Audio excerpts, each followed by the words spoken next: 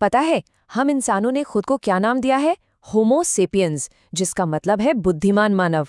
पर क्या हम सच में इतने बुद्धिमान हैं? हमने बेहिसाब शक्ति तो हासिल कर ली है, लेकिन आज इंसानियत एक ऐसे मोड़ पर खड़ी है जहां हमारी ही बनाई तकनीकें हमें खत्म करने का दम रखती हैं। इस पूरे सफर के दिल में सिर्फ एक चीज रही है, सूचना। तो चलिए आज सूचना की शक्ति के इस सफर को समझते हैं, कहानियों से लेकर एआई तक। एक पल के लिए रुककर सोचिए, सूचना का, इन्फॉर्मेशन का असली मकसद क्या होता है? शायद हमारे जहन में पहला जवाब यही आएगा कि भाई दुनिया की सच्चाई बताना। पर क्या ये पूरी कहानी है? क्या हो अगर मैं कहूं कि सूचना का सबसे बड़ा काम सच्चाई बताना है ही नहीं, बल्कि कुछ और है? आइए इस सवाल की गहराई में उतरते हैं। हम में से ज्यादातर लोग यही मानते हैं कि सूचना का काम दुनिया की एक सच्ची, साफ तस्वीर दिखाना है। इसे हम एक भोला भाला नजरिया कह सकते हैं। ये नजरिया मानता है कि जितनी ज्यादा जानकारी होगी, हम सच्चाई के उतने ही करीब पहुंचेंगे। और हाँ, कई बार ये बात सच भी होती है। बिल्कुल, कई बार ये नजरिया एकदम सही साबित होता है। जरा सोचिए, 18वीं सदी में जर्मनी में पैदा होने वाले आधे बच्चे 15 साल की उम्र भी नहीं देख पाते थे। आज सही मेडिकल जानकारी और डेटा की बदौलत ये आंकड़ा 99.5% तक पहुंच गया है। यहां सूचना ने सचमुच में जानें बचाएं। लेकिन लेखक युवल नोआ हरारी एक बिल्कुल अलग और कई ज्यादा गहरी बात कहते हैं। उनका कहना है कि सूचना का सबसे जरूरी काम सच्चाई खोजना नहीं, बल्कि सामाजिक व्यवस्था यानी सोशल ऑर्डर बनाना है। और ये व्यवस्था अक्सर कल्पनाओं और कहानियों के दम पर बनती है, सिर्फ तथ्यों पर नहीं। सूचना का असली काम दुनिया को समझना नहीं, बल्कि उसे एक साथ जोड़कर संगठित करना है। इसका एक जबरदस्त उदाहरण है ज्योतिष। देखिए, वैज्ञानिक नजरिए से ये गलत जानकारी है ना? लेकिन इतिहास पर इसका असर खगोल विज्ञान से कहीं ज्यादा रहा है। करोड़ों लोगों ने सितारों की चाल देखकर शादियां की, युद्ध लड़े और अपनी जिंदगी के बड़े बड़े फैसले लिए। यहां सूचना ने सच्चाई नहीं बताई, बल्कि एक नई हकीकत ही बना दी। तो सवाल ये है कि इंसानों ने ये नई हकीकत बनाई कैसे? इसका जवाब है हमारी पहली महान सूचना क्रांति में, कहानी कहने की कला। सच कहूं तो यही वो शक्ति थी जिसने हमें जानवर से इंसान बनाया। देखिए, ज्यादातर जानवरों की तरह हमारी भी एक लिमिट है। हम सिर्फ लगभग 150 लोगों के समूह में ही एक दूसरे पर भरोसा करके काम कर सकते हैं। इससे बड़ा समूह होते ही जान पहचान के बिना वो बिखर जाता है। लेकिन फिर आई कहानियां। अब होमो सेपियंस को लाखों की तादाद में सहयोग करने के लिए एक दूसरे को जानने की जरूरत नहीं थी। उन्हें बस एक ही कहानी पर विश्वास करना था। आज दुनिया में 1.4 अरब कैथोलिक हैं। वो एक दूसरे को नहीं जानते, लेकिन वो सब बाइबल की एक कहानी से जुड़े हैं। यही है कहानियों की असली ताकत। ये कहानियां एक बिल्कुल नई तरह की हकीकत बनाती हैं, जिसे कहते हैं अंतर व्यक्तिपरक वास्तविकता। मतलब एक ऐसी चीज जो हमारी सामूहिक कल्पना में रहती है। पैसा क्या है? बस कागज का एक टुकड़ा। देश क्या है? जमीन पर खींची गई एक काल्पनिक रेखा। लेकिन क्योंकि करोड़ों लोग इन कहानियों में विश्वास करते हैं, इसलिए इनकी दुनिया में असली ताकत है। कहानियां हमें जोड़ तो सकती हैं, पर करोड़ों लोगों का साम्राज्य सिर्फ कहानियों से नहीं चलता। उसके लिए हमें दूसरी सूचना क्रांति की जरूरत पड़ी, लिखने की कला और उससे जन्मी नौकरशाही। जरा सोचिए, टैक्स वसूलना है, बजट बनाना है, संपत्ति का हिसाब रखना है, ये सब काम कविताओं से तो नहीं होते हैं ना।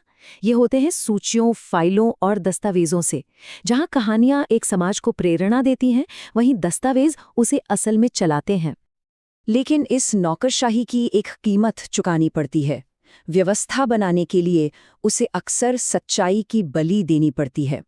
दुनिया बहुत उलझी हुई है, जटिल है, लेकिन एक क्लर्क को, एक अफसर को हर चीज को एक फॉर्म में, एक कैटेगरी में फिट करना होता है। तो यहाँ व्यवस्था सच्चाई पर हावी हो जाती है।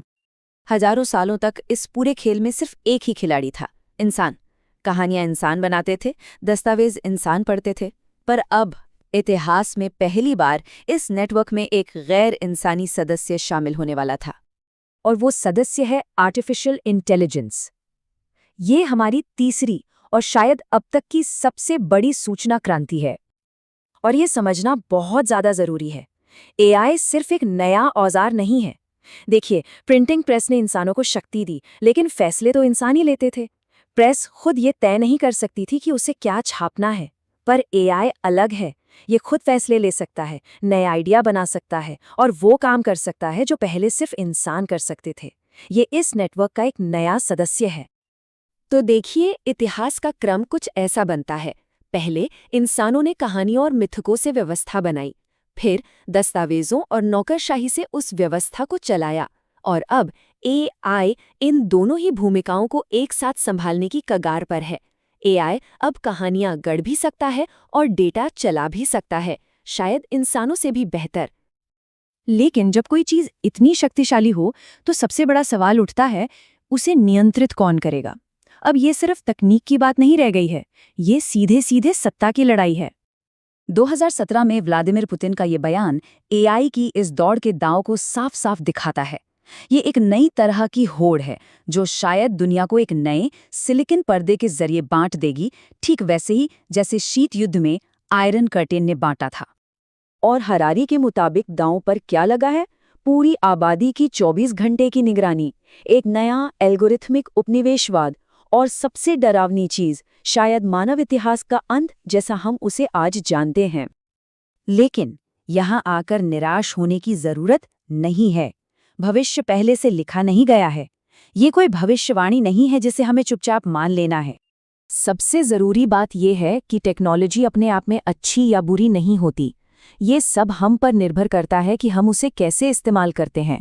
20वीं सदी में रेडियो और टीवी का इस्तेमाल तानाशाही फैलाने के लिए भी हुआ और लोकतंत्र को मजबूत करने के लिए भी। एआई के साथ भी यही होगा। नतीजा इस बात पर निर्भर करेगा कि हम इसे रेगुलेट करने के लिए क्या नियम बनाते हैं। और यही इंसानियत का सबसे बड़ा विरोधाभास है। जैसा कि हरारी कहते हैं, हम इतने चतुर हैं कि परमाणु बम और सुपर इंटेलिजेंट एआई बना सकते हैं, और इतने मूर्ख हैं कि हम ये सब बिना सोचे समझे करते हैं, भले ही हम इन्हें नियंत्रित ना कर पाएं। तो फिर रास्ता क्या है? हरारी एक बहुत शक्तिशाली तर्क देते हैं। सच्ची देशभक्ति अब वैश्विक सहयोग में है, क्योंकि एआई का खतरा किसी एक देश के लिए नहीं बल्कि पूरी इंसानियत के लिए है। अपने देशवासियों को बचाने का सबसे अच्छा तरीका यही है कि दुनिया के सभी देश मिलकर ये पक्का करें कि एआई मानवता के भले के लिए काम करे, उसके खिलाफ नहीं। तो आज हम एक ऐतिहासिक चौराहे पर खड़े हैं। सूचना की इस शक्ति ने हमें यहाँ तक पहुँचाया है, कहानियों से लेकर दस्तावेजों तक और अब एआई तक। ये सफ़र हमें कहाँ ले जाएगा ये अभी तय नहीं है, ये हम पर निर्भर करता है। इतिहास का अगला पन्ना अभी भी खाली है। सवाल ये है कि हम उस पर कौन सी कहानी लिखेंगे।